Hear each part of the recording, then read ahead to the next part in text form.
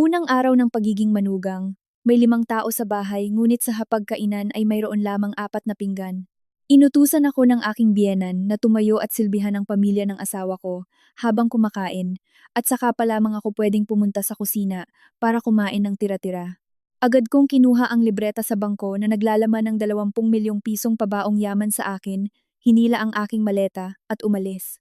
Maniwala ba kayo na ang tunay na kulay ng isang tao ay maaaring lumabas sa loob lamang ng 3 oras pagkatapos ng isang marangyang kasal? 3 oras pa lamang ang nakalipas, ako ay isang magandang nobya na inaalagaan ng pamilya ng lalaki at ipinagmamalaki nila sa mga kamag-anak na nakakuha sila ng isang mabuting manugang. Ngunit bago pa man ako makapagtanggal ng ayos sa mukha at makapagpalit ng damit pangkasal, napagtanto ko na pumasok pala ako sa isang bitag ng pagiging patriarkal, kayabangan, at walang hanggang kasakiman. Hindi ako umiyak o nakipagtalo. Ibinagsak ko na lamang ang libreta ng bangko na naglalaman ng 20 milyong piso sa ibabaw ng hapagkainan. Kinuha ang aking maleta at lumabas ng pinto, iniwan ang matinding gulat at pagkasindak ng pamilyang nagtangkang yurakan ang aking dignidad. Ikapito ng gabi, ang pagod sa buong araw ng pag-asikaso sa mga bisita at walang patid na pagngiti ay nagparamdam sa akin na gusto ko na lang bumagsak sa kama. Ngunit pinilit ko pa ring magpalit ng maayos na pambahay, itinali ang aking buhok paitaas, at balak sanang pumunta sa kusina para tulungan ang aking biyenan sa paghahanda ng aming unang hapunan. 5 tao ang nasa pamilya ng asawa ko. Ang mga magulang ng asawa kong si Carlo, ang nakababata niyang kapatid na babae na si Trina, nakakagraduate lang ng kolehiyo, at ako. Isang pamilya na ipininta sa akin ni Carlo bilang moderno, edukado, at napakaunawain. Ngunit nang tumuntong ako sa pinto ng silid kainan, biglang huminto ang mga paa ko. Ang hangin sa silid ay walang bakas ng init ng pamilya matapos ang isang kasal. Sa mahabang hapagkainan na yari sa kahoy, nakahanda na ang pagkain. Ang amoy ng mainit na sinigang na baboy, kare-kare, at adobo ay umaalingaw-ngaw. Nakaupo na silang 4 sa kani-kanilang pwesto. Ngunit ang nakapagparang sampal sa akin ng malamig na tubig ay ang pagkakaayos ng mesa. 5 tao kami sa bahay, ngunit eksaktong 4 na pinggan at 4 na pares ng kutsara at tinidor lamang ang nakahanda. Naglalaro sa cellphone si Trina. Walang ganang kumukuha ng ulam ang biyenan kong lalaki na si Mang Carding, habang ang biyenan kong babae na si Tess ay nakaupo ng tuwid sa kabisera. Nakahalukip-kip ang mga kamay sa dibdib at malamig na nakatingin sa akin. Nakaupo si Carlo sa tabi niya, nakayuko at nakatingin lamang sa kanyang kanin. Pinilit kong pigilan ang bara na namumuo sa aking lalamunan at humakbang papalapit para hilahin ang natitirang bakanteng upuan sa dulo ng mesa. Ngunit bago pa man dumampi ang kamay ko sa sandalan ng upuan, umalingaw-ngaw ang matalim at tuyong boses ng biyenan ko. Teka lang, sinong nagbigay sa'yo ng karapatang umupo dyan? Natigilan ako at unti-unting humigpit ang hawak ng kamay ko sa sandalan ng upuan. Tiningnan ko siya, saka ko tiningnan ang 4 na pinggan sa mesa at sinikap kong panatilihin ang pinakakalmadong tono ng boses ko. May 5 tao po sa pamilya natin. Hindi ko po nakita ang pinggan ko kaya kukuha sana ako. Ano po ba ang ibig ninyong sabihin, ma? Anong ibig kong sabihin? Nagpakasal ka kay Carlo, pumasok ka sa pamamahay na ito, kaya dapat sumunod ka sa batas ng pamilyang ito. Sa pamilya namin sa unang araw ng pagiging manugang, walang karapatan ang babae na umupo at kumain kasabay ng kanyang mga biyenan at asawa. Tumayo ka dyan. Magsandok ka ng kanin, magsalin ng tubig, at silbihan ang buong pamilya. Pagkatapos kumain ng pamilya ng asawa mo, dalhin mo ang mga tirang pagkain sa kusina at doon ka kumain. Iyan ang patakaran para maituwid ang kayabangan ng mga modernong babae na katulad ninyo. Nabingi ako sa narinig, at ang paligid ay biglang naging sobrang tahimik at nakakasakal. Ang 4 na pinggan at 4 na pares ng kubyertos ay hindi pala nakalimutang ihanda. Ito ay isang sadyang plano. Isang malupit at kakatuwang hakbang para alisin ang aking pagpapahalaga sa sarili sa mismong unang gabi ng pagiging manugang ko. Sa 3 taong relasyon namin, palagi siyang nagpapanggap bilang isang masaya at mabait na magiging biyenan. Hinahawakan niya ang kamay ko, tinatawag akong anak, at iniluluto pa ako ng mamahaling pagkain. Ngunit nang matapos ang kasal at magkaroon ng bisa ang katibayan ng kasal, agad niyang pinunit ang kanyang maskara at lumabas ang tunay na anyo bilang isang arogante at makalumang tao na gustong gawing libreng katulong ang kanyang manugang. Hindi ko muna siya sinagot, Itinuon ko ang malamig kong tingin sa lalaking pinangakuan kong makakasama sa hirap at ginhawa ilang oras pa lamang ang nakalipas. Carlo, sa tingin mo ba ay normal ang nangyayaring ito? Sundin mo na lang si Mama, may punto naman siya. Sa probinsya namin, lahat ng bagong manugang ay sinusubok ng ganito para malaman kung marunong silang makisama. Magtiis ka na lang ng kaunti. Silbihan mo sina Papa at Trina ngayong gabi. Wala namang mawawala sa iyo eh. Magsandok ka na ng kanin. Mamaya ititira kita ng pinakamasarap na karne. Ang sinabi ni Carlo ay tumusok ng diretso sa puso ko hanggang sa madurog ito. Hindi siya makatingin ng diretso sa mga mata ko at ang boses niyang mahina ay nagtatakip sa kanyang kaduwagan gamit ang isang murang palusot. Walang mawawala? Kaya pala ang lalaking palaging nagsasabing mahal niya ako at poprotektahan niya ako mula sa lahat ng pagod ay isa lamang duwag na nakakapit sa saya ng ina at kinukonsinti ang pambabastos sa dignidad ng ibang tao. Ang galit sa loob ko ay hindi sumabog sa anyo ng mahihinang luha. Namuo ito at naging isang bloke ng yelo na saksakan ng lamig. Nang makitang nagsalita ang kanyang kuya, ngumisi ang hipag kong si Trina at itinuro gamit ang nguso ang mangkok ng sinigang. Ate, anong tinatayo-tayo mo dyan? Ipagsandok mo ako ng sabaw kanina pa kumakalam ang sikmura ko. Binitawan ko ang sandalan ng upuan at tumayo ng tuwid. Malambot ang suot kong sutlang pambahay ngunit hindi nito naitago ang mapang-aping presensya ko. Dahan-dahan kong nilibot ang paningin ko sa bawat mukha sa loob ng marangyang silid na iyon na ngayon ay umaamoy sa kabulukan. Ma, nagpakasal ako kay Carlo dahil sa pag-ibig, dahil gusto kong bumuo ng isang pamilyang pantay-pantay. Pinalaki ako ng mga magulang ko, pinag-aral, at pinakain sa isang hapag na may kumpletong plato at kubyertos, at tinuruan akong tumayo ng tuwid at taas noo. Hindi para maging sunod-sunuran dito at kumain ng tira-tira ng pamilya ninyo. Aba, sumasagot ka na sa akin? Bastos kang bata ka. Sinasabi ko sa'yo, tapos na ang kasal. Kahit anong angal mo, miyembro ka na ng pamilyang ito. Huwag mong isipin na dahil may konting pera ang pamilya mo ay pwede ka nang mag-astang donya rito. Ako ang nasusunod dito. Kung hindi ka magsasandok ng kanin, mamatay ka sa gutom at lumabas ka sa bakuran at doon ka tumayo buong gabi. Maya, tumigil ka na. Unang araw mo pa lang, huwag kang gumawa ng eskandalo. Humingi ka ng tawad kay Mama at kumuha ka na ng pinggan para magsilbi. Huwag mo akong ipahiya. Ipahiya ka? Napahalakhak ako. Ang pagtawa ko ay tuyo at matalim, umaalingaw-ngaw sa gitna ng silid kainan na nagpatigil sa kanilang apat. Carlo, takot kang mapahiya. Alam mo ba kung ano ang ibig sabihin ng pagkawala sa katinuan? Iniisip mo ba na ang katibayan ng kasal ay posas na magkukulong sa buhay ko sa bahay na ito? Iniisip mo ba na mahina ako, nag-iisa, at walang malalapitan kaya kailangan kong lunukin ang galit na ito kapalit ng katahimikan? Nagkakamali kayo? Malaking pagkakamali? Mariin akong tumalikod at humakbang ng mahahaba at matatag pabalik sa aming kwarto. Ang tunog ng mga paa kong walang sapin na humahampas sa sahig na kahoy ay umalingaw-ngaw. Wala pang 2 minuto, bumalik ako. Sa isang kamay ko ay hila-hila ko ang aking matibay na maleta na naglalaman ng lahat ng aking personal na papeles. Sa kabilang kamay, may hawak akong isang matingkad na pulang libreta ng bangko. Lumapit ako sa mesa. Walang pag-aatubili. Malakas kong ibinagsak ang libreta sa gitna ng mesa. Tumama ito sa kristal na lalagyan ng mga prutas at lumikha ng isang nakakabinging ingay. Imulat ninyo ng malaki ang inyong mga mata at tingnan ninyo iyan. Nagulat ang biyenan ko, kusang napaatras ang kanyang katawan. Napakunot noo naman ang biyenan kong lalaki habang nakatingin pababa. Nagtaka si Trina kaya umusog siya paharap at binuksan ang pahina ng libreta. Nang makita niya ang mga nakadiin na numero at pulang selyo ng bangko, agad na nagbago ang kulay ng mukha ni Trina. Nanlaki ang kanyang mga mata at napanganga siyang walang masabi. Ano iyan? Anong basurang ito na ibinagsak mo sa mesa namin? Maya, anong kalokohan ito? Para saan itong maleta? Ipinatong ko ang 2 kong kamay sa mesa. Yumuko, at tiningnan ng malapitan gamit ang aking nagyayelong mga mata ang lukot na mukha ng biyenan ko.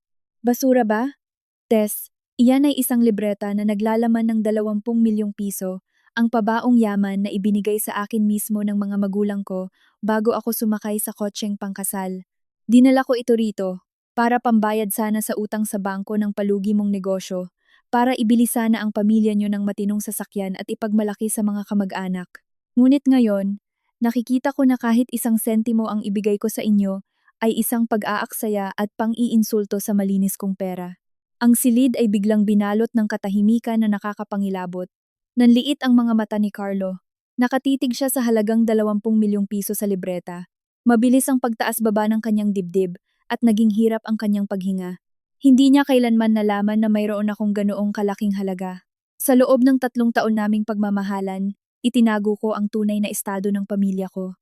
Simple lang akong manamit, nagmamaneho ng ordinaryong motor, at nagpapanggap na isang ordinaryong empleyado. Gusto kong makahanap ng lalaking magmamahal sa akin dahil sa kung sino ako at hindi dahil sa yaman na nakapangalan sa akin. At naging tanga ako sa paniniwalang ang pagpapanggap ni Carlo ay tunay na pag-ibig. 20 milyon. Basag ang boses ng biyenan ko. Ang tunog na lumabas ay tila galing sa isang taong sinasakal. Tiningnan niya ang libreta sa kanya ako tiningnan. At ang kanyang matatandang mga kamay ay nagsimulang manginig. Ang kasakiman at biglaang pagsisisi ay malinaw na nakaguhit sa mukhang kanina lamang ay aroganteng naguutos sa akin na kumain ng tira-tira. Ate, totoo ba ito? Ang perang ito. Huwag mo akong tawaging ate. Umatras ako at padabog na hinablot ang libreta mula sa kamay ni Trina at isinilid ito sa loob ng aking mamahaling bag na kinuha ko sa maleta. Tama, tapos na ang kasal. Ngunit kung sira at bulok ang bangka, handa akong wasakin ito para lang makalangoy pabalik sa Pampang. Mula sa sandaling ito, pinuputol ko na ang lahat ng ugnayan sa bulok ninyong pamilya. Carlo, ihanda mo ang mga papeles mo. Magkikita tayo sa korte sa Lunes para sa ating annulment. Maya, hindi. Teka lang. Natatarantang itinulak ni Carlo ang upuan at tumayo para hawakan ang kamay ko. Ngunit mas mabilis ako. Umatras ako ng isang hakbang at itinaas ang kamay ko para pigilan ang madumi niyang paghawak. Huwag mo akong hahawakan. Pinili mong maging masunuring anak para pagsilbihan ang patriarkal na pag-uugali ng nanay mo. Kaya yakapin mo ang mesang iyan na may 4 na pinggan at mabuhay ka kasama niyan habang buhay. Ang kabataan ko, ang pera ko, ang paggalang ko, hindi nyo na kailanman karapat-dapat na makuha kahit katiting. Pagkasabi nito, hinila ko ang maleta, tumalikod, at naglakad palabas sa pangunahing pinto. Walang iyak, walang pagmamakaawa, tanging ang tunog ng gulong ng maleta na gumugulong sa malamig na sahig ang umalingaw-ngaw, pumuputol sa anumang natitirang bahagi ng isang namatay na kasal. Sa likuran ko, narinig ko ang malakas na pagbagsak ng mga upuan, kasunod ng nagpapanik na sigaw ng aking biyenan at ang desperadong pagtawag ni Carlo. Diyos ko, pigilan niyo siya. Carlo, anong tinatayo-tayo mo dyan? Ibalik mo siya. 20 milyon, Diyos ko, 20 milyon ng pamilya ko. Binuksan ko ng maluwang ang bakal na pinto at lumabas. Walang ulan sa Metro Manila ngayong gabi. Itim ang kalangitan at napakalakas ng ihip ng hangin. Humampas ang hangin sa mukha ko. Tinatangay ang mga hibla ng buhok ko sa noo. Dala ang pakiramdam ng labis na kalayaan at kalupitan. Paglabas ko ng pintong iyon, hindi ako isang itinapon na nobya. Ako ay isang reyna na mismong pumutol sa kadena ng mga tangang nangahas na maliitin ako. Ngunit alam ko, sa likas na pagiging mukhang pera at kasuklam-suklam ng pamilyang iyon, hindi sila papayag na mawala ang 20 milyon ng ganoon kadali. Ang drama ngayong gabi ay panimula lamang. Malapit na nilang matikman ang pakiramdam ng pagkahulog mula sa rurok ng kayabangan papunta sa kailaliman ng kahihiyan, at ako mismo ang magtutulak sa kanila pababa. Pagsara ng pinto ng elevator, naputol ang ingay at magulong sigawan mula sa kondominium ng pamilya ni Carlo. Tahimik akong nakatayo sa maliit na espasyo. Pinapanood ang mga numerong bumababa mula sa 15 palapag patungong unang palapag. Ang lamig ng pampalamig ay dumadampi sa balat ko, ngunit hindi ito maitutulad sa kilabot na gumagapang sa aking likuran.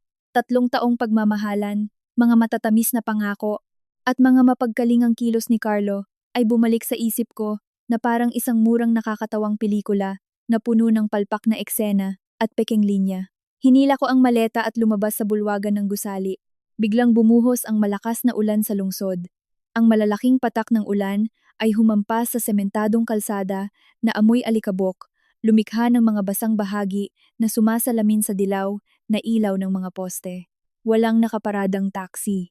Nakatayo ako sa ilalim ng silungan nang biglang may marinig akong mabibigat na yabag ng pagtakbo mula sa loob. Maya, Maya, huminto ka muna. Dahan-dahan akong lumingon. Tumatakbo si Carlo palabas. Magulo ang kanyang pambahay, magulo ang buhok, at pawisan ng noo. Huminto siya 2 hakbang mula sa akin. Humihingal, ang kanyang nalilitong mga mata ay nakatingin sa maleta ko, tapos ay tumitig sa bag kung saan ko inilagay ang libreta. Ang tinging iyon ay hindi naglalaman ng pagsisisi, dahil hinayaan niyang mapahiya ang asawa niya, kundi naglalaman ito ng pagpapanik ng isang taong nakahulog ng malaking kayamanan. Ano bang kalokohan itong ginagawa mo?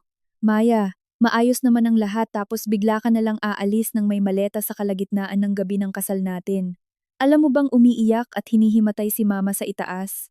Si papa tumataas ang presyon. Si Trina takot na takot. Ganyan ka ba talaga umasal? Kung may problema, pag-usapan natin sa loob ng bahay, bakit kailangan mong gumawa ng eksena at umalis dala ang pera? Nakahalukip-kip akong nakatingin sa lalaking nasa harapan ko. Hindi na masakit ang dibdib ko, tanging labis na pandidiri na lamang ang natira. Kaya pala sa isip niya, ang pang-iinsulto sa akin ng nanay niya at ang pag-uutos na kumain ako ng tira-tira ay maayos naman ang lahat, habang ang pagtayo ko para sa sarili kong dignidad ay isang kalokohan. Pag-usapan sa loob ng bahay, Carlo, noong inilagay ng nanay mo ang 4 na pinggan sa mesa at pinalayas ako sa sulok, ipinagtanggol mo ba ako at sinabihan siya na kawalan ng edukasyon ang ginawa niya? Noong inutusan ako ng kapatid mo na ipagsandok siya ng sabaw, sinabihan mo ba siya na nababastos na ako? Hindi, tikom ang bibig mo. Nakisali ka sa malupit na pagiging patriarkal na iyon. Takot kang mapahiya sa nanay mo, pero gusto mong lumuhod ako at tanggapin ang kahihiyan. Matanda na si mama, galing siyang probinsya, makaluma pa ang pag-iisip niya. Edukado kang tao, bakit mo papatulan ng matanda? Sinabi ko naman sa'yo na magtiis ka lang ng isang gabi at babawi ako sa'yo ah. Isa pa, yung libreta na iyon, bakit hindi mo sinabi sa akin na may ganoon kakalaking pera? Mag-asawa na tayo. Ang pag-aari mo ay pag-aari din natin. Aalis ka dala ang 20 milyon sa gitna ng gabi. Paano kung may mangyari sa iyo? Sumunod ka sa akin pabalik sa itaas. Ibigay mo sa akin ang libreta para itago at maging ligtas. Bukas na lang natin pag-usapan. Habang nagsasalita, iniunat niya ang kamay niya para hawakan ang bag sa balikat ko. Nagmamadali ang galaw niya at nakapako ang paningin niya sa kinaroroonan ng libreta. Ang tunay na kulay ng isang mukhang pera na nakakapit sa saya ng nanay ay tuluyan ng nabunyag. Hindi siya natatakot na mapahamak ako sa gabi at sa ulan, natatakot lamang siya na mawala ang 20 milyon. Umatras ako ng isang hakbang at malakas na hinawi ang braso ni Carlo sa hangin. Ang tingin ko ay parang labahan na pumuputol sa bawat ilusyon ng lalaking ito. Ilayo mo iyang maduming kamay mo. Pag-aari natin? Makinig kang mabuti, Carlo. Ang 20 milyong ito ay katas ng pawis at dugo ko. Ito ay ari-arian ko bago pa tayo makasal. Huwag nang sabihing 20 milyon, kahit 1 sentimo, huwag nang umasa ang patay gutom mong pamilya na makakahawak nito. Plano mo akong gawing pabrika ng anak, gawing libreng katulong, tapos nanakawin mo ang perang ito para bayaran ang baon sa utang mong kumpanya, tama ba? Anong sinasabi mo? Napakaganda ng takbo ng kumpanya ko. Wala akong masamang intensyon sa pera mo. Huwag mong pagbintangan ng mabuting tao. Kung ganyan ka, paano ka magiging manugang ng pamilya ko? Kapag umalis ka rito ngayong gabi, bukas na bukas alam na ng buong lungsod na isa kang walang kwentang manugang. Nagmumura sa biyenan sa gabi ng kasal, at lumayas dala ang pera, hindi ka tatantanan ng nanay ko. Mula sa palusot ay nauwi sa pananakot. Napahalakhak ako ng malakas. Ang pagtawa ko ay umalingaw-ngaw sa gitna ng malamig na ulan at hamon. Eksaktong dumating ang isang taxi at huminto sa harapan ko. Hinawakan ko ang hawakan ng aking maleta at lumingon kay Carlo sa huling pagkakataon. Kung ganoon, sabihin mo sa nanay mo na ituloy lang niya, ipaalam niya sa buong mundo. Pero sabihin mo sa kanya na kapag nag-post siya sa internet, ayusin niya ang pagbabaybay niya. At ikaw, yakapin mo ang napakagandang negosyo mo at mabuhay ka. Tingnan natin kung hanggang kailan ka tatagal nang wala ako. Binuksan ko ang pinto ng sasakyan at walang atubiling pumasok at isinara ito ng malakas. Umandar ang taxi. Iniwan si Carlo na nakatayo sa ilalim ng ulan, namumutla ang mukha, hawak ang ulo gamit ang 2 kamay at ginugulo ang kanyang buhok. Nahulaan ko na agad na sa mga oras na ito, sa ika-15 palapag ng gusali, sigurado akong nagwawala na ang biyenan ko at sumisira ng mga gamit. Malamang sumisigaw na siya at nagmumura habang kumukuha ng cellphone para tawagan ang bawat kamag-anak nila at baluktutin ang katotohanan. Magpapanggap siyang isang mabait na biyenan na inaapi ng isang bastos na manugang. Gagamitin niya ang opinyon ng publiko para pilitin akong bumalik ng may kahihiyan at humingi ng tawad. Ngunit hindi niya alam na ang hakbang na gagawin niya ang mismong tatapos sa lahat ng reputasyon at kinabukasan ng pamilyang iyon. Tumakbo ang taxi sa gitna ng gabi. Iniiwan ang kondominium na palaging ipinagmamalaki ni Carlo bilang bunga raw ng pagsisikap niya. Tiningnan ako ng driver sa salamin ng sasakyan at nahihiyang nagtanong kung saan ko gustong pumunta. Kalmado kong ibinigay ang address ng isang mamahaling lugar sa BGC. Paghinto ng sasakyan sa sikat na bulwagan ng isang mamahaling gusali, agad na lumapit ang isang gwardya na nakasuot ng itim na uniforme, yumuko para buksan ang pinto at kinuha ang maleta ko. Magalang nila akong binati gamit ang pangalan na 3 taon kong itinago. Pumasok ako sa pribadong elevator patungo sa pinakamataas na palapag. Kinuha ko ang cellphone ko at tinawagan ang pamilyar na numero. Sumagot ang kabilang linya pagkatapos lamang ng 2 ring. Luis, pasensya na kung tinawagan kita ng ganitong oras. Bukas ng umaga, pigilan mo agad ang lahat ng pondo na pumapasok sa C-Media, putulin ang lahat ng kontrata ng pag-sponsor, at bawiin ang lahat ng utang sa ilalim ng pondo ng pamumuhunan. Simula bukas, ayoko na ni isang sentimo ng Vanguard Holdings ang mapupunta sa mga bulsa nila. Sa kabilang linya, si Luis, ang VP ng Vanguard Holdings, ang malapit kong nakatatandang kaibigan na kasama kong nagtayo ng imperyong ito, ay mahinang tumawa. Hindi na siya nagtanong pa, dahil siya lamang ang nakakaalam ng aking pagbabalat kayo nitong mga nakaraang panahon. 3 taon na ang nakalipas nang makilala ko si Carlo, nasa sukdulan ako ng pagod sa mundo ng pagnenegosyo. Ako ang nasa likod ng Vanguard Holdings, may hawak na maraming sapi sa malalaking proyekto ng lupa at media. Ang mga lalaking nakapaligid sa akin ay nakatingin lamang sa posisyon ko bilang chairman at sa higanteng kayamanan na pagmamay-ari ko. Ninanais ko ang isang simpleng pag-ibig. Isang lalaking magmamahal sa akin dahil sa kung sino ako, at hindi dahil sa anino ng aking kapangyarihan. Kaya gumawa ako ng isang peking pagkatao. Lumipat ako sa isang maliit na inuupahang kwarto, nagmaneho ng ordinaryong motor, at kumuha ng trabaho bilang leader ng grupo sa isang katuwang na kumpanya. Nakilala ko si Carlo, isang lalaking may malalaking pangarap, na hirap mapatakbo ang kanyang bagong kumpanya na C-Media. Nagpanggap si Carlo na isang tapat at mainit na tao. Palagi niya akong binibilhan ng baon kapag may sobrang oras ako sa trabaho. Minamasahe ang balikat ko at sinasabihan ng matatamis na salita. Naging tanga ako sa paniniwalang ang kanyang pagiging palpak at mahirap ay patunay ng isang malinis na puso. Nang muntik nang mabangkarote ang kumpanya niya 2 taon na ang nakalipas, hindi ko matiis na makita siyang bumagsak, ngunit ayoko ring ibunyag ang aking pagkatao sa takot na masaktan ang pride ng isang lalaki. Kaya ginamit ko ang pangalan ng isang lihim na pondo ng pamumuhunan sa pamamagitan ni Luis para magpasok ng pondo sa C-Media. Ang malalaking kontrata mula sa langit na bumagsak sa kumpanya ni Carlo ay sa katunayan ay gawa ko. Ginagamit ko ang kapangyarihan ng Vanguard Holdings para pilitin ang ibang partner na magbigay ng trabaho sa kanya. Mabilis na umangat si Carlo. Bumili siya ng kondominium na hulugan, bumili ng sasakyan, nagpadala ng pera sa mga magulang niya sa probinsya, at pinag-aral ang kanyang kapatid. Naging mayabang siya, mapagmataas, at tinatawag ang sarili bilang isang batang direktor na nag-umpisa mula sa wala. Madalas niya akong yakapin, hinahaplos ang buhok ko, at sinasabi sa pamamagitan ng kanyang mapagmataas na boses, kapag naging sobrang tagumpay na ako, bubuhayin kita. Kailangan mo lang maging masunuring asawa ko at sapat na iyon. Ngumiti ako ng masaya, hindi ko alam na ang aking lihim na pagtitiis at sakripisyo ay nagpalaki ng isang halimaw na walang utang na loob at mayabang. Bumukas ang pinto ng elevator, at pumasok ako sa malawak kong tahanan na puno ng liwanag mula sa mga aranya at mga muebles mula sa ibang bansa. Mula sa balkonahe, kitang-kita ko ang buong lungsod na nababalot ng nagniningning na ilaw. Nagsalin ako sa isang baso ng pulang alak, humigop ng kaunti, at naramdaman ang pait na dumadaloy sa aking lalamunan. Carlo, iniisip mo ba na ang 20 milyong piso ay napakalaking pera? Ang 20 milyon na iyon ay barya ko lang na sinadya kong ilabas bilang pabaon para linlangin ang mga tao at bumagay sa imahe ng isang karaniwang pamilya. Ang buong imperyong ipinagmamalaki mo, ang kumpanyang pinamamahalaan mo, ay itinayo lahat mula sa mga ladrilyong binili ng pera ko. At ang mayabang mong pamilya ay nangahas na gumamit ng 4 na pinggan para tapakan ang dignidad ng taong nagbibigay buhay sa inyo. Napakakatawang palabas. Oras na para ako mismo ang bumunot sa mga ladrilyong iyon at tingnan kung paano guguho ang inyong pantasyang kaharian.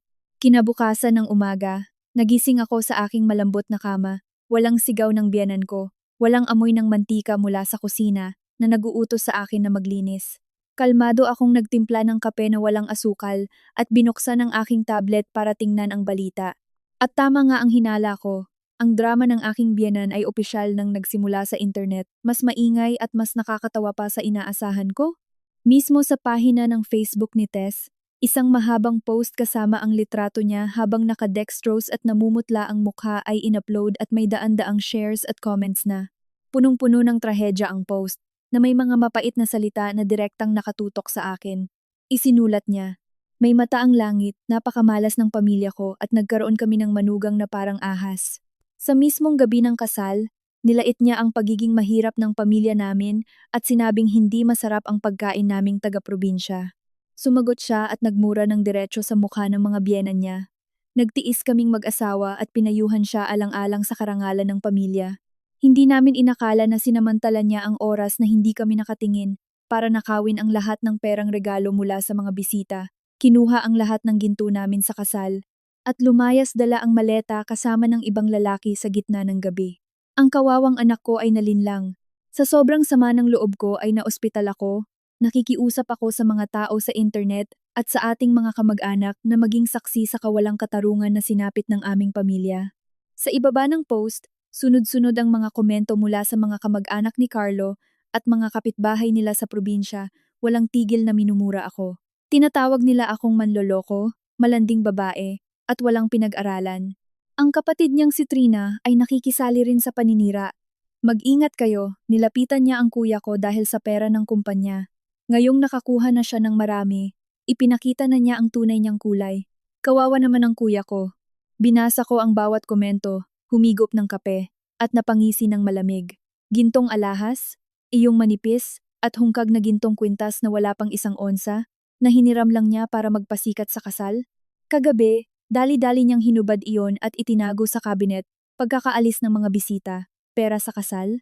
Iniwan ko ang lahat ng sobrang galing sa mga kaibigan ko sa ibabaw ng mesa at hindi ko ginalaw ni 1 sentimo. At heto sila, binabaliktad ang katotohanan at nagpapanggap bilang biktima ng napakagaling. Kasabay nito, nag-vibrate ng malakas ang cellphone ko.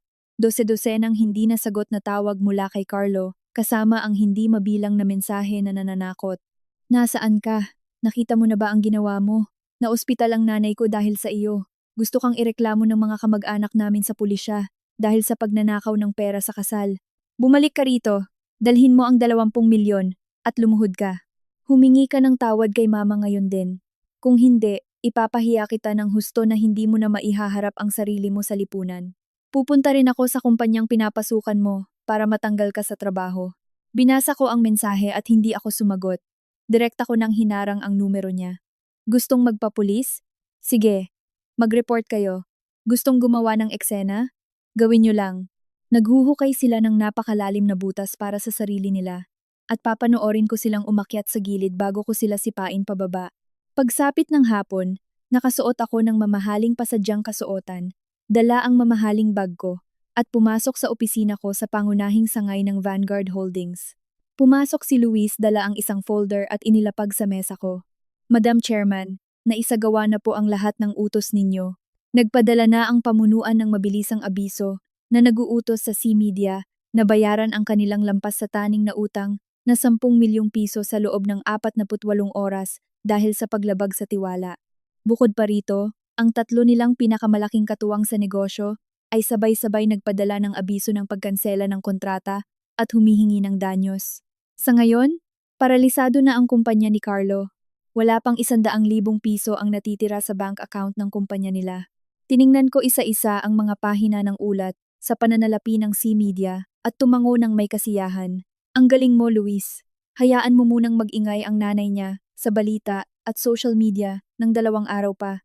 Dapat paniwalain natin sila na sila ang may kontrol sa sitwasyon at hawak nila ang opinyon ng publiko. Kapag masyadong nakakalasing ang kanilang tagumpay, doon mas masakit ang pagbagsak. Ihanda mo ang pinakamagagaling nating abogado. Sa Biyernes, personal akong pupunta sa pamilyang iyon para tapusin ang lahat ng utang na ito minsan at magpakailanman. Carlo, iniisip mo ba na isa akong inosenteng kuneho na kayang-kayang sirain ng nanay mo ang dangal ko sa social media? Iniisip mo ba na naging matagumpay ang kumpanya mo dahil sa talento mo? Sigurado akong sumasabog na ang telepono sa opisina mo ngayon dahil sa sunod-sunod na tawag ng mga bangko at nanghihingi ng utang. Malapit mo nang matuklasan na ang titulong CEO at ang kayabangan ng pamilya nyo ay isa lamang mga puppet na kinokontrol ko. Ang palabas ng mga mukhang perang ito ay hahantong din sa pagbabayad ng matinding halaga gamit ang kanilang sariling dugo at luha.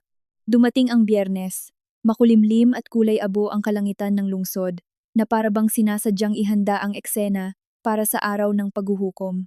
Sa nakalipas na 3 araw, naging maingay ang social media at kahit ang maliit na barangay sa probinsya ni na Carlo dahil sa nakakaiyak na post ng biyenan ko, humakot siya ng libu-libong simpatya at ginawa akong isang halimaw na walang puso. Ngayong araw, nagdaos ang pamilya ni Carlo ng pagpupulong ng pamilya sa mismong kondominium namin at inimbitahan ang mga nakatatanda sa probinsya para resolbahin ang kahihiyang dinala raw ng kanilang manugang. Akala nila magtatago ako sa takot. Akala nila wala akong mukhang ihaharap, pero nagkakamali sila. Eksaktong 10 ng umaga, bumaba ako mula sa isang makintab na kotseng Mercedes. Sa likuran ko ay 2 magagaling na abogado na nakasuot ng maayos na abong kasuotan. Hindi ako nagsuot ng malungkot na damit, kundi isang matingkad na pulang sutlang damit, matapang na ayos sa mukha, at mataas na nakaipit ang buhok ng may kayabangan. Sa kamay ko ay may makapal na folder, at ang matutulis kong takong ay ritmikong tumutunog sa sahig ng bulwagan ng gusali. Pagkabukas ng pinto ng unit, umalingaw-ngaw agad ang mga bulungan at usapan mula sa loob. Mahigit 10 kamag-anak ang nakaupo sa sala. Nakaupo sa pangunahing silya ang biyenan kong si Tess, na may panyo sa leeg, hawak ang isang baso ng salabat, at may kunwaring pag-ubo na tila hinang-hina. Nakaupo si Carlo sa tabi niya, sa lubong ang kilay. Si Trina ay walang tigil na nagsasalita at sinisiraan ako sa isang tiyahin nila. Pagpasok ko, tila sinakal ng isang hindi nakikitang kamay, ang lahat ng tunog sa silid. Ang lahat ng mata ay napabaling sa akin, gulat sa aking nakakaintimida na presensya, habang nagpapakita ng pandidiri na nakikisabay lamang sa marami. Ikaw, ang kapal pa ng mukha mong bumalik sa bahay na ito, ibalik mo ang pera at ginto, tapos lumayas ka na, walang hiyang magnanakaw, ahas na manugang. Agad na tumayo si Tess, nawala na ang pagpapanggap niya na mahina kanina.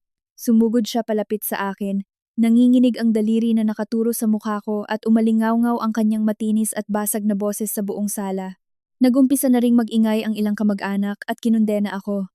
Lumapit si Carlo, pilit na ipinapakita ang mukha ng isang mabait ngunit istriktong asawa. Maya, hindi ka pa ba tapos sa pagwawala mo? Bakit nagdala ka pa ng ibang tao rito? Lumuhod ka at humingi ng tawad kay mama. Ibalik mo ang pera at ginto para itago ni mama. At kakausapin ko ang mga kamag-anak natin para bigyan ka ng pagkakataong magbago. Huwag na nating paabutin sa batas ito, makukulong ka. Tiningnan ko si Carlo gamit ang malamig kong mga mata at nilibot ko ang aking paningin sa mga kamag-anak na tila handa akong lapain. Ngumisi ako, isang ngiting nagpapahayag ng labis na pangiinsulto at pandidiri. Lumingon ako sa kasama kong abogado at marahang tumango. Humakbang ng isa ang abogado, inilapag ang isang malaking tablet sa salamin na lamesa sa sala at ikinonekta ito ng direkta sa telebisyon na nakasabit sa pader. Makukulong? Carlo, hindi ka pa nakatapos ng abogasya pero tinatakot mo na ang mga tao. Kayong mga nakatatanda, nagtipon-tipon ang pamilya ninyo ngayon dito para paratangan ako sa pagnanakaw. Tama ba? Kung ganoon, inimbitahan ko kayong lahat na manood ng isang maikling video para makita natin kung paano tratuhin ng disente at kagalang-galang na pamilyang ito ang kanilang manugang sa gabi ng kasal. Pinindot ko ang play button sa tablet at umilaw ang TV na napakalinaw hanggang sa bawat detalye. Ito ang video mula sa security camera na nakakabit sa kanto ng sala at silid kainan na mismong si Carlo ang naglagay bago kami ikasal para bantayan ang kanilang gamit. Malinaw na nakikita sa video ang petsa at oras. 7:00 PM noong gabi ng aming kasal. Kitang-kita ang hapag na may 4 na pinggan at 4 na pares ng kubyertos. Umalingaw-ngaw ang arogante at mapait na boses ni Tess sa gitna ng tahimik na silid. Tumayo ka dyan, magsandok ka ng kanin, magsalin ng tubig, at silbihan ang buong pamilya. Pagkatapos kumain ng pamilya ng asawa mo, dalhin mo ang mga tirang pagkain sa kusina at doon ka kumain. Kasunod nito ang pambabastos ni Trina at ang duwag at nakakahiyang pag-uugali ni Carlo. At panghuli ay ang eksenang ibinagsak ko ang libreta na may 20 milyong piso at ibinunyag ang katotohanan bago ako umalis dala ang maleta. Tahimik na tahimik ang buong sala, maski ang tunog ng paglipad ng lamok ay maririnig. Ang mga tiyahin at tiyuhin ay napanganga at nanlaki ang mga mata habang nakatingin sa screen, tapos ay nagtinginan sila sa isa't isa. Ang dramang ginawa ng inosenteng biyenan at ahas na manugang ay nasupalpal ko gamit ang teknolohiya at nagtanggal sa lahat ng kanilang maskara hanggang sa wala na silang maitago pa. Mula sa pagiging pula ay namutla si Tess at pinagpawisan ng malamig sa noo. Si Carlo ay nakatayo doon habang nanginginig ang mga binti. Nakalimutan niya talaga ang pagkakaroon ng security camera na iyon. Ito ay peke! Inedit niya ito! Huwag kayong maniwala sa kanya. Niloloko niya kayo. Hindi ko na siya pinatulan sa kanyang desperadong pagpupumiglas. Kumuha ako ng isang malaking sobre mula sa bag ko at inihagis sa ibabaw ng lamesa. Ito ang resibo ng lahat ng gintong kwintas na ipinagmalaki ni Tess na pamana pa ng kanilang mga ninuno. Ang totoo, isinanla at inarkila lamang ito sa isang sanglaan sa kanto. Nakasulat sa resibo na ibinalik ito kinabukasan matapos ang kasal. Tungkol naman sa pera sa kasal, humingi ako ng tala ng transaksyon sa bangko at walang anumang perang pumasok sa account ko. Ang mga sobre ng pera mula sa mga bisita ay iniwan ko ng maayos sa drawer sa kwarto. Mismong si Trina ang nag-post pa ng picture kinabukasan habang namimili ng mamahaling bag. Saan galing ang pera? Kayo na ang magtanungan. Humakbang ako at diretsyong hinarap ang mga kamag-anak na ngayon ay nakayuko sa kahihiyan. Gumawa ng murang palabas ang pamilya nyo para pilitin akong kumain ng tira-tira. Sinubukan ninyong nakawin ang pabaon ko at nang hindi magtagumpay, umiyak kayo sa internet para siraan at paratangan ako. Tess, ang paninira at pagpapahiya sa isang tao sa social media ay isang krimen. Handa na ang isasampa kong kaso. Sa Lunes ay nasa mesa na ito ng mga investigador. 80, idedemanda mo si Mama? Baliw ka na ba? Akala mo ba natatakot ang pamilya namin sa'yo? Si Kuya Carlo ay CEO, kukuha siya ng pinakamagaling na abogado at kakasuhan ka rin namin. Sumulyap ako sa tanga kong hipag at itinuon ang tingin ko kay Carlo. Sa pagkakataong iyon, basang-basa na ng pawis ang buong likod ni Carlo. CEO? Naglabas ng isang papel ang abogado ko mula sa kanyang bag at maingay itong inilapag sa harap ni Carlo. Carlo, napakagaling mong CEO. Sobrang galing kaya ngayong umaga ay tinapos na ng 3 pinakamalaking katuwang mo ang inyong kontrata. Ang taning para sa 10 milyong pisong utang mo sa pondo ng pamumuhunan ay lumipas na. Nagsimula nang magpadala ng liham ang mga bangko para kunin ang mga isinanlang ari-arian. Ang palugi mong kumpanya. Kung wala ang pera ko, makakatagal na lang ng 3 araw. Paano ka makakakuha ng abogado? Gagamitin mo ba ang 4 na pinggan nyo para ipambayad sa korte? Maya, anong ibig mong sabihin? Ang pondo ng pamumuhunan na iyon, hindi maaari. Nautal si Carlo, ang kanyang mga mata ay nanlalaki sa matinding takot habang nakatingin sa akin na parang nakakita ng isang halimaw mula sa impyerno. Tamang-tama, tumunog ng napakalakas ang cellphone sa bulsa ni Carlo. Nanginginig niya itong sinagot at nai-loudspeaker niya ito nang hindi sinasadya. Ang boses ng chief accountant ng C-Media, ay sumisigaw ng tarantang-taranta. Sir, patay tayo! Kakapadala lang ng abiso mula sa Vanguard Holdings na isasara na nila ang bodega natin. Sinabi nilang nagkaroon ng paglabag sa kontrata. Wala na ring natitirang ni isang sentimo para ipambayad sa sweldo ng mga empleyado ngayong buwan. May mga tao nang gustong magbasag dito sa opisina. Ang mahabang tunog ng telepono ay umalingaw-ngaw sa mabigat na hangin at ang cellphone ay nahulog mula sa kamay ni Carlo, bumagsak at nabasag sa sahig. Ang huling kortina ng sikreto ay nabunyag. Ang malupit na katotohanan ay tila isang malaking martilyo na bumagsak sa kayabangan at ilusyon ng lalaking patriarkal na ito. Lagi niyang inaakala na siya ang araw na kumikinang. Ngunit hindi niya inaasahan na siya ay isa lamang lamok na nakakapit sa aking palad. Napangisi ako, ginamit ang 2 daliri upang itulak ang mga papeles ng annulment na may pirma ko palapit kay Carlo. Pirmahan mo iyan. Papeles ng annulment. Ang mga ari-arian bago ikasal ay mananatili sa nagmamay-ari nito. Ngunit ang utang ng C-Media ay kailangan mong bayaran, maging ng buong pamilya mo kahit pa ibenta nyo ang mga bahay at bituka nyo. Hanggang dito na lang ang laro, wala akong oras para magkunwaring naglalaro ng masayang pamilya kasama ang mga walang kwentang tao. Paalam. Eksaktong 1 linggo matapos kong ilabas ang lahat ng ebidensya at ibato ang papeles ng annulment sa harap ng mga kamag-anak ng pamilya ni Carlo. Ang pagbagsak ni Carlo ay nangyari sa bilis na hindi inaasahan kahit ng pinakapesimistikong tao. Sa mundo ng negosyo, mas mabilis kumalat ang balita kaysa sa pandemya ng opisyal na ipahayag ng Vanguard Holdings ang pagputol ng ugnayan sa C-Media. Ang kumpanya na dating tinatawag na sikat na bagong negosyo ay agad na bumalik sa pagiging hungkag na balat. Nagpuntahan ang mga supplier sa C-Media para maningil. Nagwelga ang mga empleyado. Nagpadala ng huling babala ang bangko para kunin ang mga isinanlang ari-arian. Mainit ang hapon ng Miyerkules. Tila sinusunog ng araw ng Metro Manila ang lahat at umaangat ang init mula sa kalsada. Nakaupo ako habang humihigop ng tsaa sa hapon sa isang mamahaling restaurant sa itaas ng isang mamahaling hotel. Nakikinig ako kay Luis na naguulat tungkol sa pagbawi ng puhunan nang lumapit ang isang gwardya at magalang na yumuko. Anong problema? Nag-aalangang nagulat ang gwardya na may isang lalaking nag-aangking asawa ko, magulo ang damit, at gumagawa ng gulo sa ibaba habang nagpupumilit na makausap ako. Dahil pinigilan siya ng seguridad, hindi siya nahihiyang lumuhod sa sahig sa harap ng hotel na nakatawag ng pansin ng napakaraming dumadaan na tao. Pinaikot ko ang singsing na brilyante sa aking hintuturo at bahagyang ngumiti. Paakyatin ninyo siya. Ayokong makuhanan ng litrato at makasira pa sa reputasyon ng hotel. Pagkaraan ng 5 minuto, bumukas ang pinto ng espesyal na kwarto at pumasok si Carlo. Kung hindi ako sinabihan, marahil walang makakakilala na ito ang batang CEO na maayos at makintab ang buhok 10 araw pa lamang ang nakalipas. Ang kanyang mukha ay payat, ang kanyang mga mata ay lumubog at puno ng pulang linya at may magulong balbas. Gusot-gusot ang kanyang suot at amoy pawis na maasim at murang sigarilyo. Nang makita niya akong eleganteng umiinom ng tsaa, na may malamig na tingin na parang kalmadong lawa, nang hina ang kanyang mga binti at pasuray-suray siyang lumapit at bumagsak na lumuhod mismo sa paanan ko. Maya, patawarin mo ako. Alam kong nagkamali ako. Tulungan mo naman ako. Ikaw ang chairman ng Vanguard Holdings. Ikaw ang nasa likod ng pondong iyon, di ba? Bakit hindi mo sinabi sa akin? Bakit mo inilihim? Kung alam ko lang na ganito kaka-impluwensyado, hindi ko sana hinayaan na tratuhin ka ni mama ng ganoon. Dahan-dahan kong inilapag ang tsaa sa platito. Ang tunog ng porselana ay mahina ngunit matalim. Tumingin ako sa taong nakaluhod sa aking harapan at nakaramdam ako ng matinding pandidiri sa aking dibdib. Kaya pala ang kanyang pagsisisi ay hindi nagmula sa pag-unawa na tinapakan niya ang dignidad ng babaeng nagmamahal sa kanya.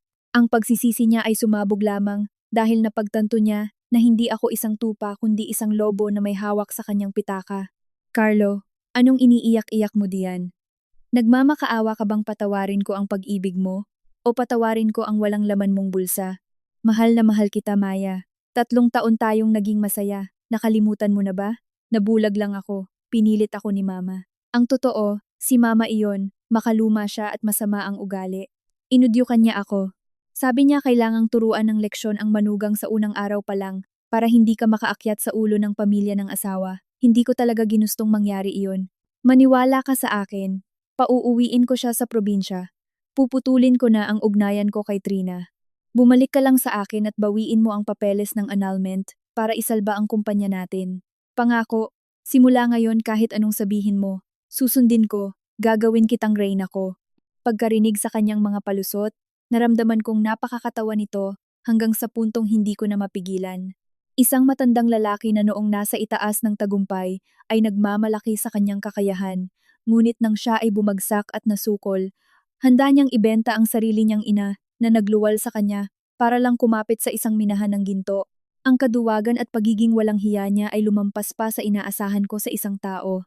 Ibinenta niya ang sariling ina para lang makakuha ng kontrata ng pamumuhunan. Nakakasuka ka, Carlo. Ang nanay mo, masama man ang ugali at makaluma, kahit papaano ay ginagawa niya iyon para sa makasariling interes ng pamilya niya. Pero ikaw, isang duwag na lalaking nakakapit sa saya ng ina para maging matapang sa asawa, pero handang itulak ang sariling ina sa putik para lang protektahan ang titulo mong CEO. Tingin mo ba kailangan ko ng masunuring aso na kumakawag ang buntot para sa pera? Maya, wag ka namang maging malupit. Ano bang mapapala mo kung ididiretso mo ako sa kamatayan? Mag-asawa pa rin tayo sa papel. Kung mabangkarote ang kumpanya, tinatakot mo ako gamit ang utang? Tumawa ako ng malakas, tumayo, at naglakad paikot sa lalaking nanginginig sa sahig. Nakalimutan mo ba na bago tayo kinasal, Ang kumpanyang iyon ay personal mong ari-arian at ang utang na iyon ay mismong ikaw ang pumirma gamit ang pangalan mo bago tayo ikasal? Napakalinaw ng batas. Ikaw mismo ang magbayad ng utang mo. Ang mga ari-arian ko naman ay protektado na ng mga abogado ko sa pamamagitan ng kasunduan bago ikasal natin. Plano mo pa akong hilahin pababa kasama mo? Masyado mong tinataasan ang tingin mo sa sarili mong talino. Bumalik ako sa silya ko at kinuha ang bag ko para umalis. Tapos na ang labanang ito.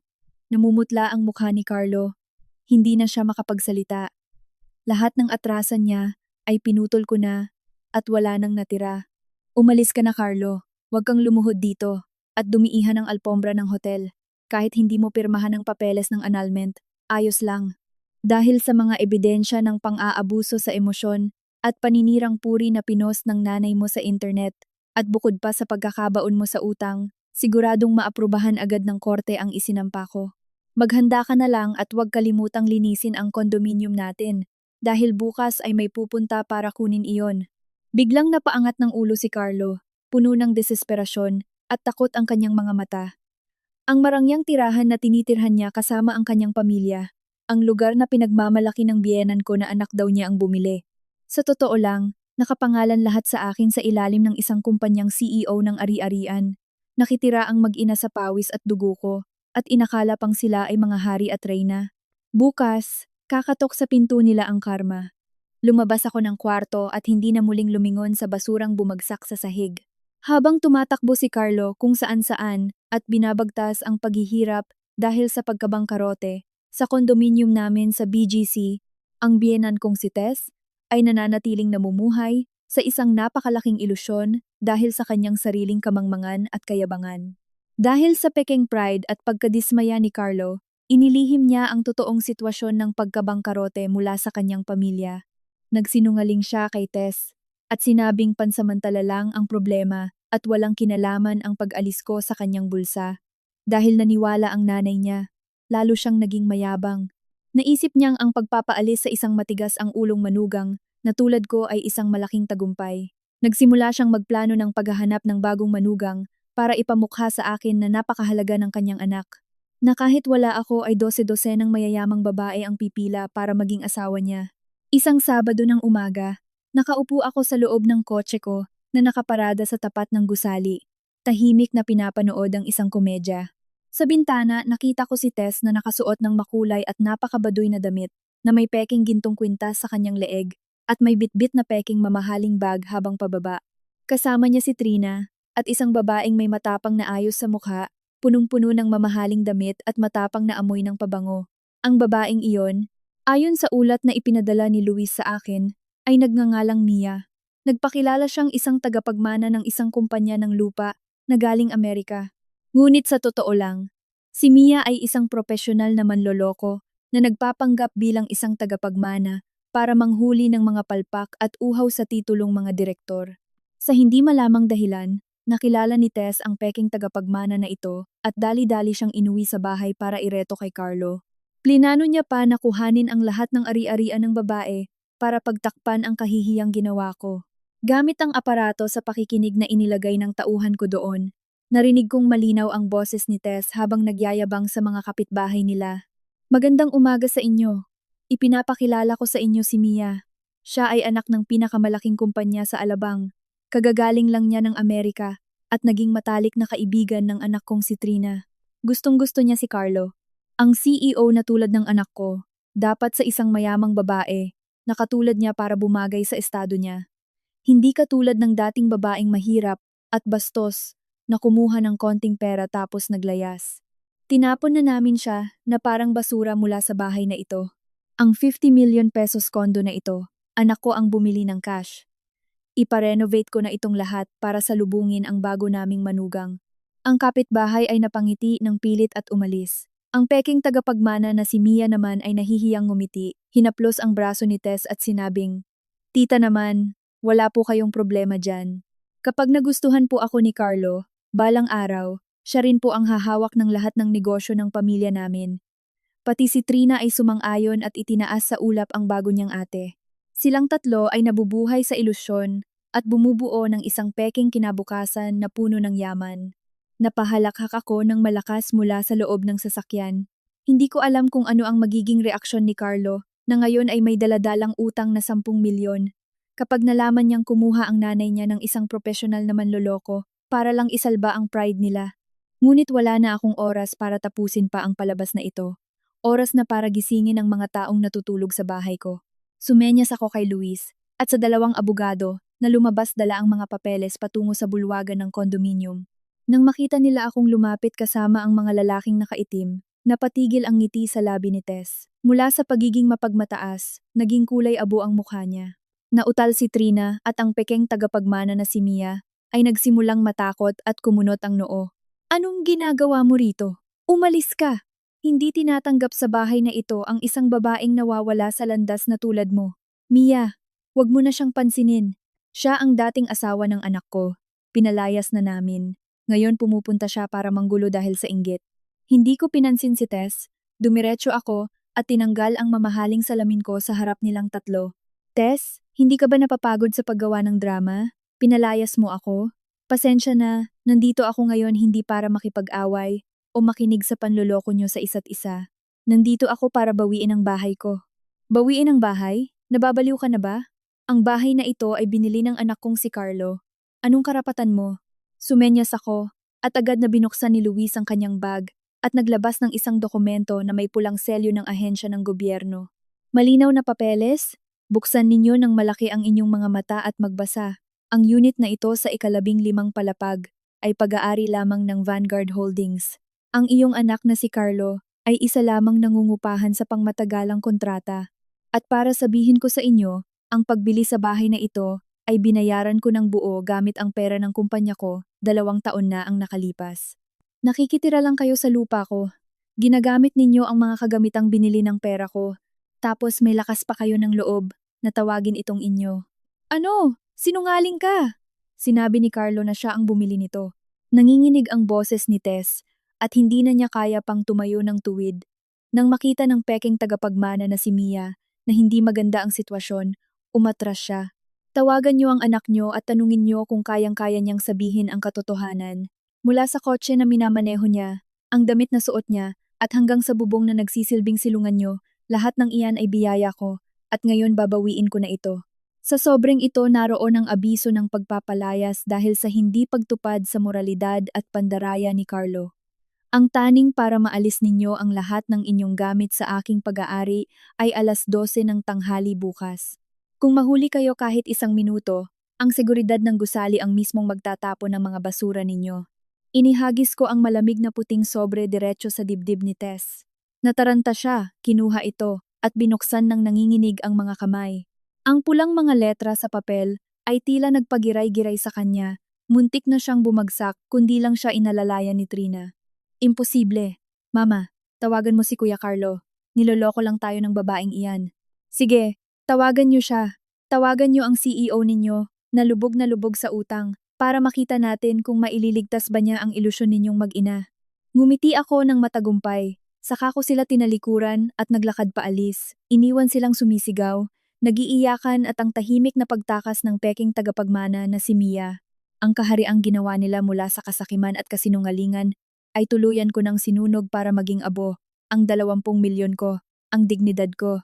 Walang makakatapak doon nang hindi nagbabayad ng napakalaking kapalit. Ang labis na kawalan ng pag-asa ng isang tao, kapag nasukol sila sa isang kanto, ay madalas na nagpapakita ng 2 panig. Ang paggising upang magsimula muli, o ang pikit matang pagbagsak na kumakapit sa anumang makuha nila. Sa naturalesa ng kaduwagan at kayabangan na dumadaloy sa kanyang dugo, si Carlo ay nabibilang sa pangalawa dahil pinalayas sila sa tinitirhan at ang C-Media ay malapit ng mabangkarote at pinaliligiran ng mga inutangan. Nagmukhang isang mabangis na hayop si Carlo na naghahanap ng paraan para mabuhay. Hindi niya alam na ang tanging daan palabas na nakikita niya ay isang patibong na inihanda ko. Kapag sobrang uhaw ang biktima, kahit alukin mo sila ng lason na matamis, iinumin nila ito ng walang pagdududa. Nang magdedeklara na ng pagkabangkarote ang C-Media, isang sagip buhay ang biglang dumating.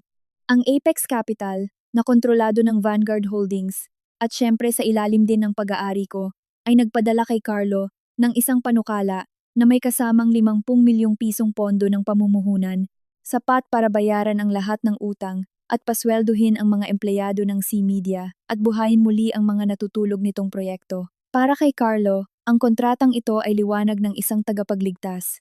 Nitong Martes ng umaga, nakaupo ako sa opisina sa pinakamataas na palapag ng Vanguard Holdings, kalmadong umiinom ng tsaa. Sa screen ng computer ko, pinapanood ko ng live ang video mula sa silid ng pagpupulong ng Apex Capital. Si Luis, na gumanap na CEO ng Apex, ay nakaupo sa harap ni Carlo. Sa screen, napansin kong napakapayat na niya. Ang kasuotang suot niya ay lumuwag ng ilang sentimetro at may maitim na bilog sa kanyang mga mata, pero umaapoy sa kayabangan at pag-asa na mabuhay.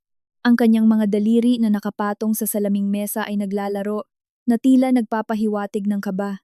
Ibinigay ni Luis ang kontrata na 50 pahina at itinulak ito patungo kay Carlo. Ginoong Carlo, ito ang kontrata ng puhunan na naaprubahan ng lupon ng mga direktor ng Apex para sa C-Media. Lubos naming pinahahalagahan ang potensyal ng proyekto na sinisimulan nyo. Gayunpaman, masama ang katayuan sa pautang ng C-Media sa ngayon. Hindi namin maiiwasang isama ang sugnay ng personal na pananagutan. Naiintindihan ko po, malaking utang na loob po namin ang tulong ng Apex. Ano po ba ang sakop ng sugnay na iyon para maging handa ako? Natawa ako sa pagpapakumbaba ng isang lalaking minsang umutos na kumain ako ng tira-tira. Kapag nasa harap ng pera, wala siyang anumang karapatang magmataas. Binuksan ni Luis ang pahina 30 at ipinakita kay Carlo. Napakasimple lamang Ginoong Carlo. Kung hindi maabot ng C-Media ang target na 30% na tubo sa unang 3 buwan o kapag nagkaroon ng anumang paglabag sa pagiging lihim, may karapatan ng Apex na bawiin ang kapital anumang oras. Kapag nangyari iyon, hindi lamang ang kumpanya nyo ang kukunin namin, kundi ang lahat ng personal ninyong ari-arian. At maaari kaming magsampa ng kasong estafa dahil sa pang-aabuso ng tiwala upang mabayaran ang anumang danyo sa Apex. Sa madaling salita, pinipirmahan mo ang iyong buhay at kalayaan sa amin. Mula sa screen, nakita ko ang paglunok ni Carlo habang ang kamay niyang may hawak na ballpen ay nanginginig. Para sa isang taong may alam sa negosyo, imposibleng maabot ang 30% na tubo sa loob ng 3 buwan dahil sa kalagayan ng C-Media ngayon. Ito ay parang pagpirma niya sa sarili niyang kamatayan. Pero wala nang pagpipilian si Carlo. Maaaring magdeklara siya ng pagkabangkarote at harapin ang mga inutangan o pumirma na lang sa kontratang ito at umasa sa isang himala. Dagdag pa rito, naroon ang makasarili niyang inang si Tess at ang pangako ng peking tagapagmana na si Mia na maglalagay daw ng puhunan sa kumpanya niya balang araw. Nawalan na talaga ng pag-iisip si Carlo. Pumapayag ako. May kumpiyansa ako sa kumpanya ko. Ang magiging pamilya rin ng asawa ko ay naghahanda na para sa isang malaking proyekto. Sigurado akong tataas pa sa 30% ang kikitain namin. Pipirmahan ko na. Tiningnan kong mabuti ang pagpirma niya at hindi ko napigilang iling ang ulo ko sa awa. Magiging asawa niya? Kumpanya? Ang mga taong palubog sa tubig ay nakakakita lang ng ilusyon ng kaligtasan. Hindi niya alam na sa sandaling magmarka ang tinta niya sa kontrata, hinihigpitan niya lang ang lubid sa kanyang leeg. Wala nang tutulong sa kanya. Ang kontrata ay para siguraduhin na kapag bumagsak siya, ay hindi na siya muling makakabangon pa. Binati ni Luis si Carlo at ngumiti ng mabuti. Binabati kita Ginoong Carlo, ilalabas ang pera mamayang hapon.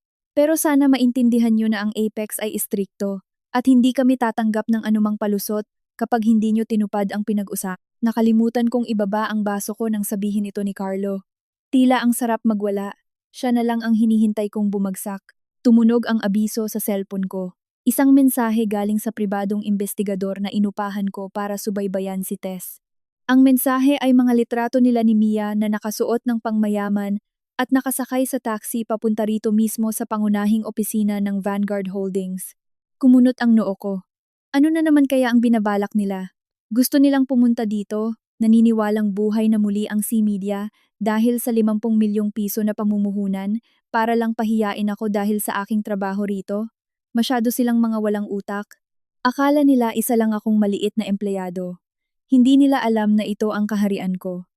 Inayos ko ang aking puting kasuotan at lumabas sa aking opisina.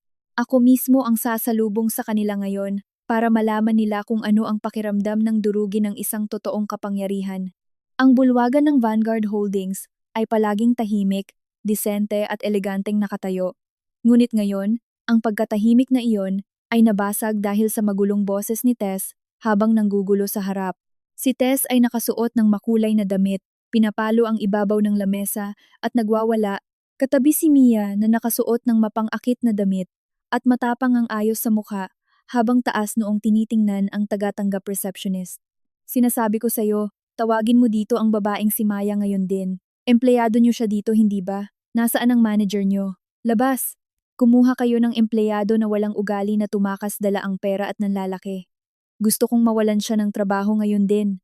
Ang tagatanggap ay patuloy sa pagngiti, pero baka sa mata nito na hindi niya gusto ang ginagawa nila. Pasensya na po, dito sa amin ay may schedule po kami bago magpa-appointment. Kung wala po kayong schedule sa kahit na sino dito, hindi po namin kayo mapapaakyat sa itaas. Pakiusap lang po, tahimik lang tayo. Ito po ay opisina. Ma, tingnan mo oh, hindi tayo nirespeto. Akala niya yata ang taas ng kumpanya nila. Si Trina, ang kapatid ni Carlo, ay patakbong pumasok sa loob. Nakisali din si Trina. Hoy, hindi niyo ba kilala kung sino tong kapatid kong babae na to? Siya si Mia, ang anak ng may-ari ng malaking kumpanya dito sa Pilipinas. Ang asawa niya kabibigay lang ng 50 milyong pisong kontrata. Kayang-kaya niyang bilhin ang kumpanyang to ngayon din. Baka gusto niyong mawalan ng trabaho lahat dito. Natawa ako sa aking posisyon sa ikalawang palapag. Nakikita ko ang lahat. Gusto bilhin ang Vanguard Holdings? Gusto akong maglinis ng banyo nila? Ang kakatangahan nila ay walang hangganan. Sinenyasan ko ang pinuno ng seguridad mula sa eskalador at dahan-dahang lumakad pababa. Sa bawat paghakbang ng aking takong sa sahig, lahat ng atensyon sa ibaba ay natuon sa akin. Ang mga gwardya na nakasuot ng itim ay humati sa magkabilang gilid at gumawa ng espasyo para makaraan ako. Ang tagatanggap ay napaayos ng tayo at yumuko. Tahimik at ni isang tunog wala akong marinig kundi ang aking mga yapak. Nanlaki ang mata ni Tess, Trina at Mia nang makita ako. Nakasuot ako ng itim na pasadyang damit, may pinabrilyante, at nakatingin ng diretso sa kanila.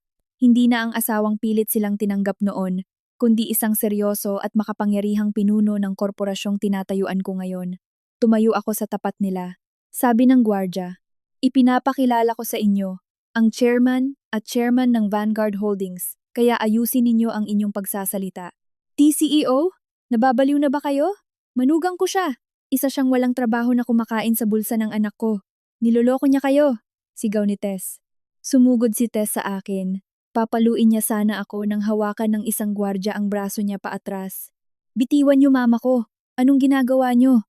Sumigaw si Trina. Ate, ano ba ito? Kumuha ka ng mga bayarang aktor para sa'yo. Hindi ko pinansin si Trina. Tumingin ako sa nagpanggap na tagapagmana na si Mia. Matalino siya kaya alam niyang hindi ako nagbabayad ng gwardya dahil lang dito. Alam niyang totoo lahat to kaya umusad siya patalikod. Plano pa sigurong tumakas. Aarte, inosente kang masyado, Tess. Sa tingin mo ba saan kukunin ng anak mo ang 50 milyong piso gayong palugi na ang kumpanya niya? At sa tingin mo, yung Apex ay himalang dumating para sagipin kayo? Anong ibig mong sabihin?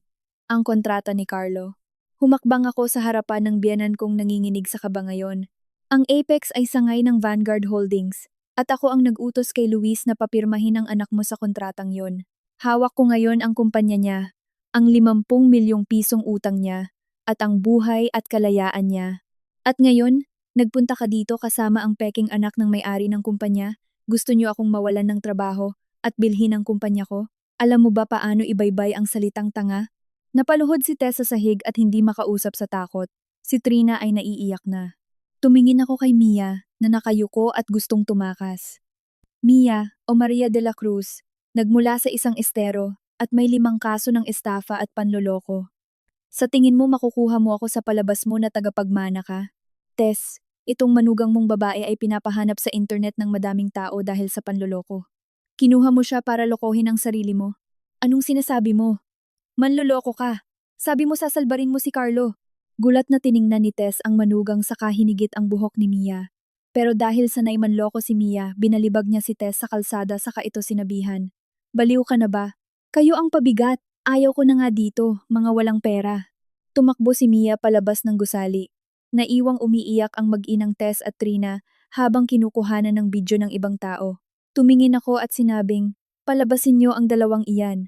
Pag may nakita kayo na kahit isang pamilya nila sa paligid, ipahuli ninyo agad sa pulis dahil sa panggugulo. Tinalikuran ko sila at sumakay ako ng pribadong elevator at tuluyang naputol ang tunog ng pag-iiyak nila sa labas ng gusali. Kakaunti pa lang yon sa ibibigay ko sa kanila bukas. Sabi nila, kapag nagtanim ka ng hangin, bagyo ang aanihin mo, pero mas malala pa rito ang mangyayari sa kanila.